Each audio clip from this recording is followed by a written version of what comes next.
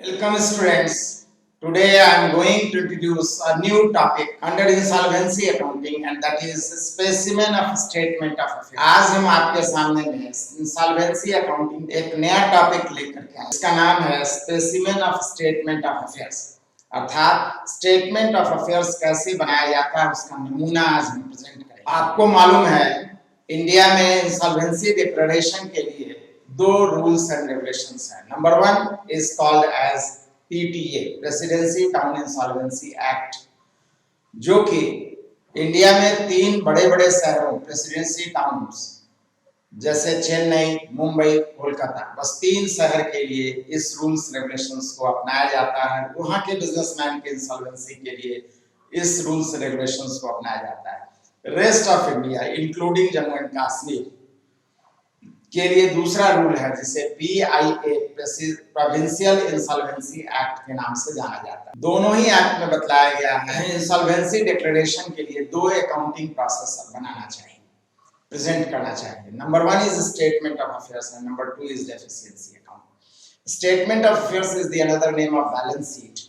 That's why entire liabilities and assets are recorded in a statement of affairs.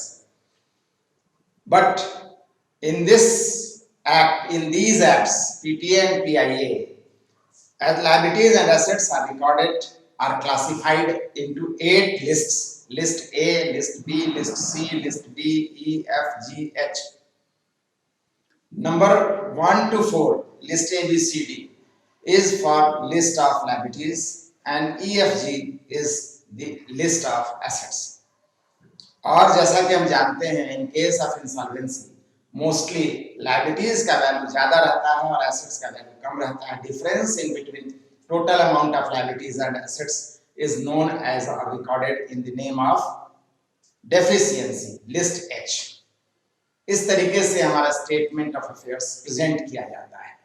तो statement of affairs का जो नमूना है वो इस तरह का है, specimen of statement of affairs.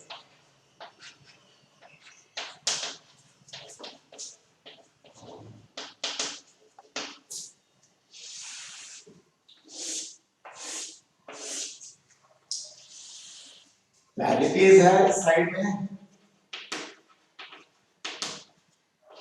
इधर में अमाउंट्स है इन रुपीज, एसेट्स और फिर अमाउंट्स इन रुपीज। लायबिलिटीज में लिस्ट ए हमारा पहला लिस्ट है जिसे हम अनसिक्योर्ड क्रेडिटर्स के नाम से जानते हैं।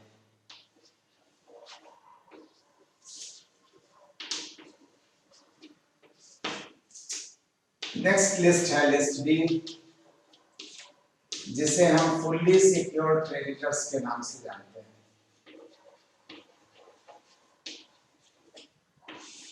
जिसमें दो वैल्यू आएगा, जैसा कि हम जानते हैं सिक्योरिटी ज्यादा होता है पहले उसे लिखेंगे, लोन अमाउंट इसमें कम वैल्यू से होता है, इसलिए डिफरेंस को हम जैसा कि जानते हैं एसेट्स बच रहा है, एसेट साइड में कैरी फॉरवर्ड होना है इसलिए लिखेंगे सरप्लस एज पर कॉन्ट। इसके अमाउंट को यहां नहीं लिखा जाएगा। नेक्स्ट लिस्ट है हमारा list C, is known as partly secured creditors.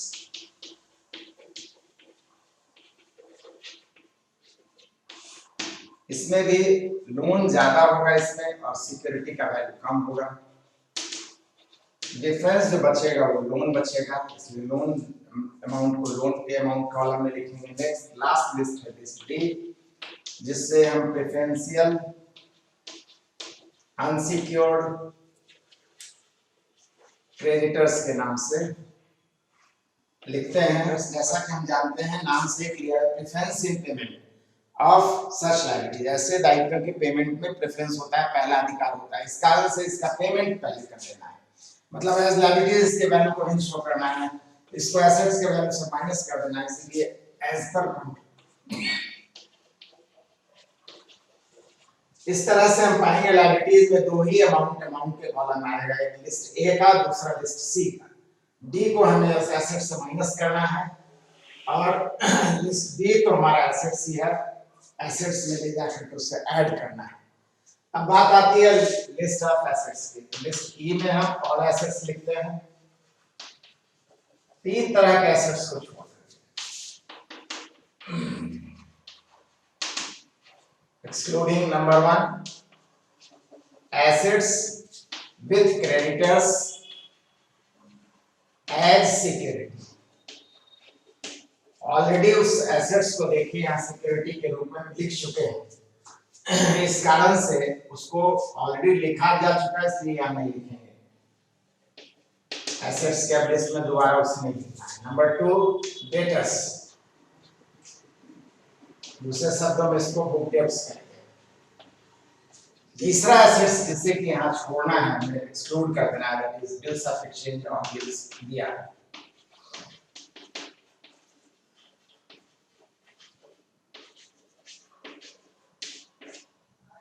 Next list आता है हमारा ई के बाद एफ का। एफ में सिर्फ एक एसेट्स को शामिल किया जाता है, that is called as debtors और बुक डेब्ट्स। हर एक आदमी के लिए डेटर्स तीन तरह से होते हैं। कुछ से हम बिल्कुल फ्री रहते हैं कि वो देगा ही पैसा, पूरी तरीके से देगा, that all such debtors are included as और नोन एज गुड डेटर्स। कुछ से हम डाउटफुल पोजीशन में रहते हैं, क्या देगा नहीं देगा, कम ही देगा लगता है, उसे हम ऐसे सभी डेटर्स को हम डाउटफुल डेटर्स कहते हैं। और कुछ से बिल्कुल निश्चिंत रहते हैं कि पैसा देने वाला नहीं है, उसे हम बैड डेटर्स कहते हैं। तो क्वेश्चन में जैसे दिया गया है, सिंगल नाम डेटर्स का वैल्यू दिया गया है, तो हम एक नाम से सिंगल नाम से एक ही लाइन में लिख देंगे। अदरवाइज अगर इसके तीनों रूप दिए गए हैं, गुड डाउटफुल बैड, तो हम भी उसे गुड डाउटफुल और बैड के नाम से अलग अलग लिखेंगे, सभी के वैल्यू को अलग अलग लिखेंगे। नेक्स्ट आता है एफ जी। जी में एक ही एसेट्स आएगा, that is bills of exchange और बिल्स रिसीवेबल। इसके बाद हम लाएंगे add surplus as per contra, वो एसेट्स जो लिस्ट बी वाला है, सरप्लस और list B as per contra. इस वैल्यू को हम सरप्लस वाले वैल्यू को यहाँ रिकॉर्ड करेंगे और फिर सभी को प्लस कर देंगे, यहाँ से लेकर के यहाँ तक, और जो भी टोटलिंग आएगी उसमें से माइनस करेंगे प्रेफरेंशियल क्रेडिटर्स, जैसा कि लिस्ट डी के बारे में बतलाए थे, और list D as per quantity. Minus करने के बाद हम इस टोटलिंग को इस टोटल से मैच कराएंगे। जो डिफरेंस बचता है उसे नाम देंगे हम लिस्ट एच डेफिशिएंसी। इस तरीके से हमारा टोटल मैच कर जाएगा, इक्वल हो जाएगा। लेकिन जब सोचने की बात हम पहले भी बतलाए हैं कि लिस्ट ऑफ लायबिलिटीज में लायबिलिटीज के वैल्यू के लिए डिफरेंट रूल्स हैं, इस कारण से उसके वैल्यू को कैलकुलेट करना अलग से पहले जरूरी होता है। तो पहला स्टेप में, फर्स्ट स्टेप में हमारा काम होना चाहिए किसी भी क्वेश्चन को बनाने के क्रम में to calculate the amount of different list of liabilities। इनके वैल्यू को पहले कैलकुलेट करना चाहिए। तो जितने भी लायबिलिटीज हैं उनके सभी के अमाउंट्स को, नाम को और अमाउंट्स को हम यहाँ पर कैरी कर लेंगे, लिख लेंगे, कॉपी कर लेंगे। पार्टिकुलर या जितने भी लायबिलिटीज और अमाउंट्स, ये तो क्वेश्चन से उतार लेना है। और उसके बाद A B C D rule, as per rule, जिस लिस्ट से रिलेटेड है हम उसमें हर एक एसेट सॉरी लायबिलिटीज को हम लिख देंगे जो जिससे रिलेटेड है, और फिर लास्ट में टोटलिंग कर देंगे। लिस्ट ए की टोटल, बी के टोटल, सी के टोटल और डी के टोटल को डायरेक्ट टोटल अमाउंट को यहाँ पर कैरी फॉरवर्ड करना है, प्रेजेंट करना है, लिखना है। इस बात को याद रखें। अब एक और इम्पोर्टेंट पॉइंट है, जैसा कि आपको जानकारी होनी चाहिए कि हम जब भी इंसॉल्वेंसी डिक्लेयर करवाते हैं, किसी भी आदमी को जब इंसॉल्वेंट डिक्लेयर करते हैं, तो ऐसी स्थिति में वो आदमी वन नाइट गेम नहीं है इंसॉल्वेंसी, एकाएक नहीं इंसॉल्वेंट हो जाता है। कंटिन्यूअस प्रोसेस में उसका बिजनेस, उसकी एसेट्स और लायबिलिटीज बियॉन्ड कंट्रोल ऑफ उसके हो जाता है। तो उसके नियंत्रण से जब बाहर उसका व्यवसाय बिजनेस हो जाता है तो ऐसी स्थिति में धीरे धीरे वो इंसॉल्वेंसी की स्थिति में पहुंच जाता है। तो direct final amount, last amount और on the day of preparation of accounting amount को अगर हम प्रेजेंट करके अपने आप को इंसॉल्वेंट डिक्लेयर करा दें तो इंसॉल्वेंट डिक्लेयर करने वाले को भी सेटिस्फैक्शन नहीं होगा। उसे देखना चाहिए कि पास्ट में क्या वैल्यू था, प्रेजेंट में क्या आया, तो थोड़ा सा एक कंपैरिजन से एक सेटिस्फैक्शन आएगा, एक स्थिति समझ में आएगी कि हाँ ये आदमी बिजनेस में धीरे धीरे इस तरीके से इंसॉल्वेंसी की स्थिति में पहुंच गया। इसी कारण से हमें पास्ट वैल्यू ऑफ लायबिलिटीज और एसेट्स को भी दर्शाना चाहिए, present value of assets and liabilities को भी दिखाना चाहिए। एक्चुअली ये जो हमारा स्पेसिमेन था शुरुआत का था, बिगिनिंग का था, एक्चुअली नहीं था। एक्चुअली जो क्वेश्चंस में दिए जाते हैं पास्ट वैल्यू प्रेजेंट वैल्यू भी दिया जाता है। इन कारणों से पास्ट वैल्यू और प्रेजेंट वैल्यू को यहाँ पर भी दर्शाना चाहिए। और जब पास्ट वैल्यू प्रेजेंट वैल्यू दिया जाएगा तो ऐसी स्थिति में जो लिस्ट ऑफ लायबिलिटीज है उसको जब हम बनाएंगे तो इस कंडीशन में लिस्ट ए का जो कॉलम है दो पार्ट में बन जाएगा, एक ग्रॉस लायबिलिटी और दूसरा एक्सपेक्टेड। एक ग्रॉस लायबिलिटी और दूसरा आ जाएगा एक्सपेक्टेड टू रैंक। और ग्रॉस लायबिलिटी और एक्सपेक्टेड टू रैंक के लिए जो आइटम पॉइंट ऑफ डिफरेंस का है, बाकी सब तो जो बतलाएंगे डिफरेंस का पॉइंट उसकी बात को गौर करना है, बाकी तो सब एक जैसा जैसा पहले से लिखते आए वैसे ही लिखेंगे। जैसे वाइफ लोन, वाइफ लोन में टोटल अमाउंट यहाँ पे आएगा और यही टोटल अमाउंट ग्रॉस में भी जाएगा,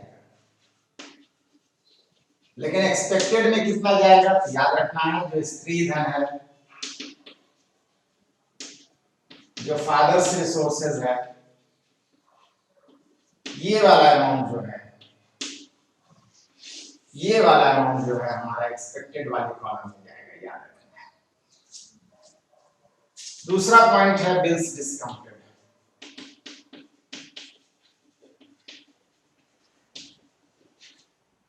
यहाँ तो टोटल अमाउंट से बिल्स आ जाएगा जितना भी डिस्काउंटेड कराया हुआ है, यहाँ भी टोटल अमाउंट से आएगा, ग्रॉस में भी। अब एक्सपेक्टेड में कौन सा अमाउंट आएगा, याद रखना है बिल्स जब हमारे पास में बीआर है तो एसेट्स है।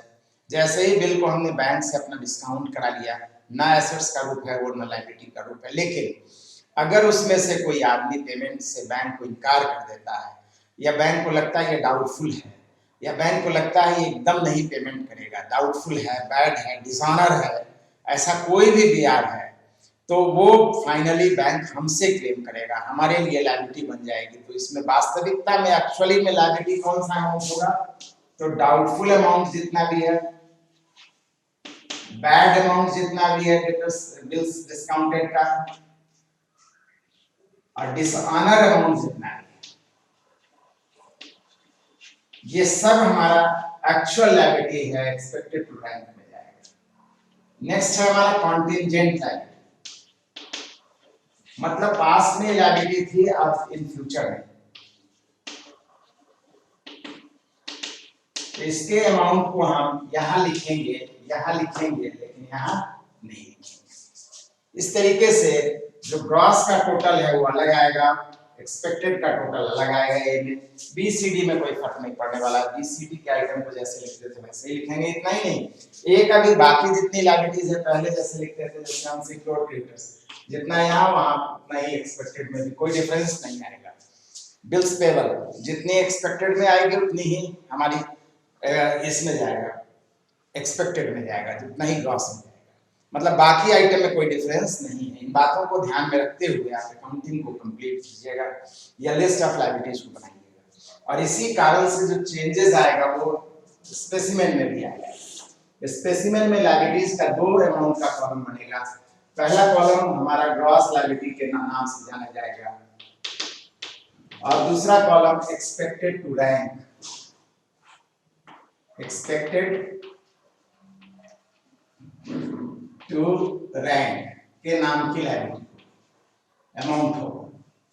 उसी तरीके से एसेट्स में भी दो कॉलम बन जाएंगे, एक बुक वैल्यू के नाम से और दूसरा present value, produce value, estimated value, realise value, कुछ भी कर सकते हैं। रियलाइज, प्रेजेंट, प्रोड्यूस, एस्टिमेटेड, किसी भी नाम से दिया जा सकता है, हम भी उसी नाम को यूज करेंगे। एस्टिमेटेड वैल्यू इस तरीके से दिया जाएगा। तो बुक वैल्यू को बुक वैल्यू प्रेजेंट करेंगे, ग्रॉस लायबिलिटीज को ग्रॉस में प्रेजेंट करेंगे। यहाँ पर एसेट्स और लायबिलिटीज का पास्ट वैल्यू, बुक वैल्यू और प्रेजेंट वैल्यू, रियलाइज वैल्यू अलग-अलग दिया जाता है। इसमें दो महत्वपूर्ण बातें हैं कि इंटेंजिबल एसेट्स जैसे गुडविल का बुक वैल्यू सिर्फ दिया हुआ है, सिंगल अमाउंट दिया हुआ है। तो रियलाइज्ड वैल्यू इंटेंजिबल एसेट्स के बारे में आप पार्टनरशिप डिसोल्यूशन में देख चुके हैं, पहले से भी जानकारी है कि इंटेंजिबल एसेट्स का रियलाइज्ड वैल्यू दिया गया तो माना जाएगा, जीरो माना जाएगा। नंबर 1। नंबर 2 पॉइंट जो प्रॉब्लम का आएगा वो हमारा इंटेंजिबल एसेट्स के अलावा रियल एसेट्स की जब बात करते हैं तो रियल एसेट्स के बारे में आपको पहले से भी मालूम है कि रियल एसेट्स का अगर सिंगल अमाउंट दिया हुआ है तो वही बुक वैल्यू भी माना जाएगा, वही प्रेजेंट वैल्यू, रियलाइज वैल्यू भी माना जाएगा, चाहे कैश बैलेंस हो, भाई बिल्डिंग हो, मशीन हो, फर्नीचर हो, किसी का। तो इन बातों को गौर करते हुए जो भी बुक वैल्यू है बुक वैल्यू में प्रेजेंट कराएंगे, रियलाइज और प्रेजेंट वैल्यू को प्रेजेंट करेंगे। ये कॉलम जस्ट फॉर शो है, इसका टोटलिंग से कोई मतलब नहीं है। ये कॉलम जस्ट फॉर शो है, कंपेयर करने के लिए, सैटिस्फैक्शन के लिए वो इसका यूज करता है। इसका कोई अकाउंटिंग पर्पस से यूज नहीं है, इसकी टोटलिंग नहीं की जाएगी, इसका टोटलिंग से कोई मतलब नहीं है। बाकी जैसे बनता था रियलाइज वाला कॉलम, एक्सपेक्टेड टू रैंक वाला कॉलम में अमाउंट लिखते थे, उसकी टोटलिंग करते थे, उसमें डिफरेंस निकालते थे, जो भी कुछ करते थे वो सब हमारा इसी कॉलम में करेंगे। और फाइनली हमारा सही रूप जो स्टेटमेंट ऑफ अफेयर्स का है, सही रूप जो specimen of statement of affairs का है वो यही रूप है। इसी तरीके से हम आपको अगले वीडियो में एक प्रैक्टिकल क्वेश्चन लेकर के इस रूप में हम उसकी अकाउंटिंग बतलाएंगे, बनाना सिखलाएंगे। साथ ही साथ हम बार बार कह चुके हैं कि जब भी हम स्टेटमेंट ऑफ अफेयर्स से रिलेटेड क्वेश्चंस को सॉल्व करेंगे, हमारा पहला काम होगा preparation of list of liabilities amounts या calculation of list of liabilities amounts. ABCD के वैल्यू को क्लियर कट साफ साफ मालूम कर लेना है, तभी उसके वैल्यू को यहाँ पर सही प्रारूप में प्रेजेंट करना है, सही स्थान पर उसे पुट करना है, प्रेजेंट करना है। इस तरीके से आप अगर गौर कीजिएगा तो आप इस प्रारूप को अपने दिमाग में रखते हैं तो अगला वीडियो जो हमारा आएगा जिसमें हम प्रैक्टिकल क्वेश्चन के माध्यम से आप उसका प्रिपरेशन बतलाएंगे तो आसानी हो जाएगी, निश्चित रूप से आसानी हो जाएगी। तो थियोरेटिकली आप अपने बुक की बातों को, उसके रूल्स एंड रेगुलेशन को, प्रोसेस को भी आप अपने बुक से देखिए। आज आपका यही रहेगा। साथ में जो बातें हम वीडियो में बतलाए हैं, इस वीडियो में बतलाए हैं, उसको बार बार देखिए, समझिए, दिमाग में सेट कर लीजिए, जिससे प्रैक्टिकल क्वेश्चन बनाने में, समझने में आपको आसानी होगी। निश्चित रूप से आप इन बातों को ध्यान में रखते हुए हमारे वीडियो को रेगुलर देखिए, शेयर कीजिए, सब्सक्राइब कीजिए और लाइक कीजिए। Thank you.